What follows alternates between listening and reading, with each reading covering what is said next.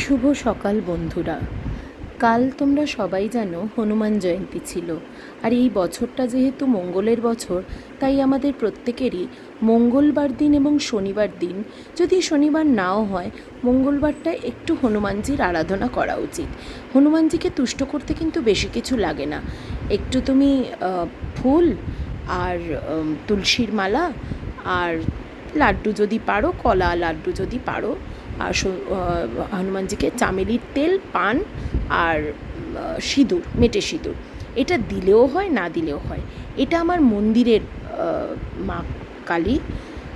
এনাকে আজকে আর একটা নতুন বস্ত্র পরানো হলো আগামী নববর্ষ উপলক্ষে। আজকে তার মধ্যে আবার নীল পুজো। আমি সকাল সকাল নীল পুজোটা সেরে নিলাম, কারণ এরপরে আমাদের মন্দিরে প্রচণ্ড ভিড় হয়ে যায়।